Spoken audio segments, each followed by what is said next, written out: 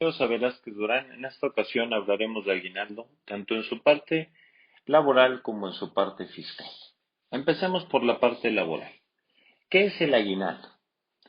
El aguinaldo está previsto en el artículo 87 de la Ley Federal del Trabajo y refiere que es una gratificación que percibirá el trabajador de carácter anual y que debe pagarse antes del 20 de diciembre del ejercicio en el que se encuentre.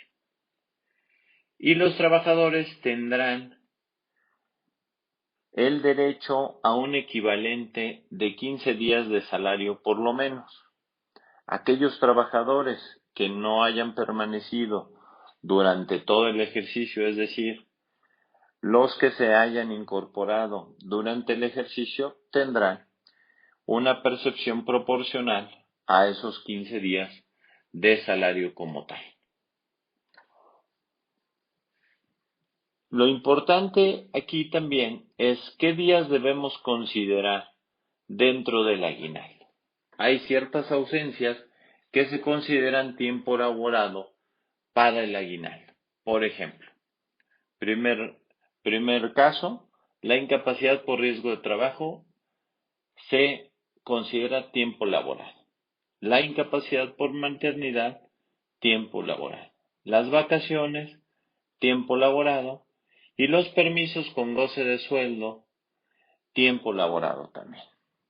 Asimismo, hay otras ausencias que se consideran tiempo no laborado. Por ejemplo, en primer caso, incapacidad temporal producida por una enfermedad general no profesional es tiempo no laborado.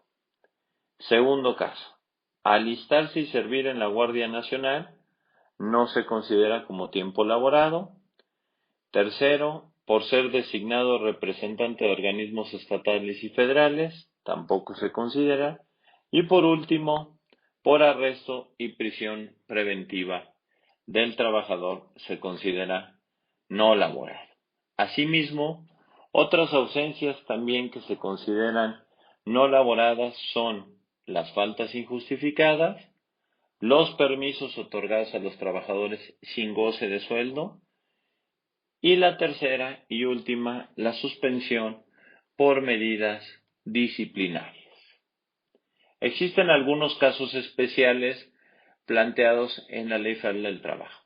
Por ejemplo, el primer caso es el trabajador con periodo a prueba. Solamente debe considerarse los días efectivamente elaborados desde el inicio del periodo de prueba y hasta que se haga el pago de la parte proporcional del aguinaldo, es decir, hasta el 20 de diciembre.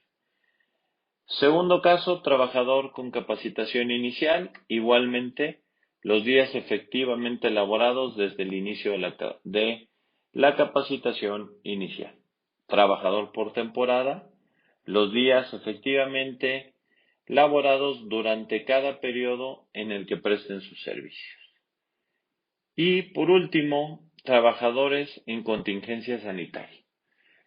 La Ley Federal del Trabajo dispone que cuando haya suspensión de la relación laboral, el trabajador no estará obligado a prestar sus servicios y el patrón no estará obligado a el pago del salario. No obstante, en la suspensión de labores por contingencia sanitaria, la Ley Federal del Trabajo obliga a pagar un salario mínimo vigente hasta por un mes, por lo que, en nuestra opinión, dicho periodo se considera tiempo efectivamente laborado. Asimismo, ¿cuál es el salario base para el cálculo del aguinaldo? El salario base, de acuerdo a la tesis aislada tercera de la primero T-116L emitida por el primer tribunal colegiado en materia de trabajo del tercer circuito, dice que el salario para efectos y base del aguinaldo es el ordinario, que de acuerdo con el numeral 82 de la citada legislación se conforma con la cuota diaria la cual debe entenderse que incluye todas las prestaciones que percibe el trabajador diariamente, de manera regular e invariable, por la labor realizada. Verbigracia, ayuda de despensa, premio de asistencia, compensación de apoyo, compensación garantizada o algunas semejantes, a pesar de que una contratación individual, colectiva o en las condiciones generales de trabajo se aluda a conceptos de salarios diversos como son los denominados tabulado, compactado, fijo, base, neto o cualquier otro, pues dada la naturaleza genérica del salario, debe considerarse para el pago del aguinaldo el relativo al último percepto, es decir, la cantidad con que se retribuye al obrero por su trabajo de manera diaria, en el que se incluirá el denominado tabulado, compactado, fijo, neto o base, y las prestaciones que ordinaria, diaria e invariablemente perciba. Esto se publicó en el Semanario Judicial de la Federación y su Gaceta en el tomo 33 correspondiente a mayo de 2011 en su página 1011. Pasando a la parte fiscal del aguinaldo, se está obligado al pago del aguinaldo y el artículo 93, fracción 14 de la Ley del Impuesto sobre la Renta establece que no se pagará el impuesto por las gratificaciones que perciban los trabajadores de sus patrones durante un año de calendario hasta por el equivalente de la UMA elevada a 30 días, siempre que se otorgue en forma general, tomando en cuenta que para este ejercicio la UMA es de 86.88, estamos hablando de una cantidad exenta de 2.606 pesos con 40 centavos. Adicional, existen dos maneras de determinar el impuesto sobre la renta sobre el aguinaldo. Es decir, el respecto de la ley, que es sumar al sueldo ordinario en diciembre y otras prestaciones grabadas, sumar el aguinaldo. Esto nos dará la base total de percepciones, aplicar la tarifa del artículo 96 de la Ley de Impuesto sobre la Renta, así como el subsidio, y esto nos dará el ISR total de las percepciones grabadas en el mes de diciembre.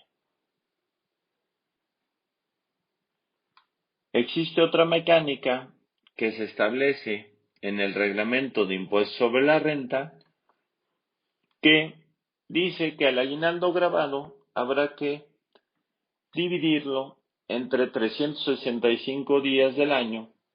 Esto nos dará la parte diaria del aguinaldo grabado. Esta multiplicarla por 30.4 nos dará la parte del aguinaldo grabado. Esto se le sumará al sueldo mensual ordinario y nos dará una percepción mensual en promedio. A esta se le aplicará la tarifa del artículo 96, así como el subsidio al empleo, y esto nos dará el ISR de la percepción mensual en promedio. Después haremos el cálculo del ISR sobre el sueldo mensual ordinario y posteriormente haremos una comparación. Al ISR de la percepción mensual promedio, es decir, la percepción mensual más el aguinaldo grabado en su parte mensual, menos el ISR mensual ordinario, nos dará como diferencia el ISR de la parte mensual del aguinaldo grabado. Posteriormente a lo dividiremos entre la parte mensual del aguinaldo grabado. Esto nos dará un cociente, lo multiplicaremos por 100 y tendremos la tasa de ISR aplicable al aguinaldo. Y para determinar el ISR del pago del aguinaldo, el importe grabado del aguinaldo será multiplicado por esta tasa efectiva y eso nos dará el impuesto a retener por el aguinaldo. Esto es muy recomendable hacer la comparativa. Sin embargo, se puede tener una u otra por cada uno de los trabajadores que sean parte de la empresa. Debemos tomar en cuenta que al tratarse de percepciones parcialmente grabadas, en los términos del artículo 28, fracción 30 de la Ley del Impuesto sobre la Renta, dice que no serán deducibles para este impuesto los pagos que a su vez sean ingresos exentos para el trabajador hasta por la cantidad que resulte de aplicar el factor del 53% o del 47% según resulte para los ingresos exentos dependiendo el porcentaje que tenga cada empresa. Por nuestra parte es todo, los invitamos a que nos sigan en nuestro próximo podcast. Hasta luego.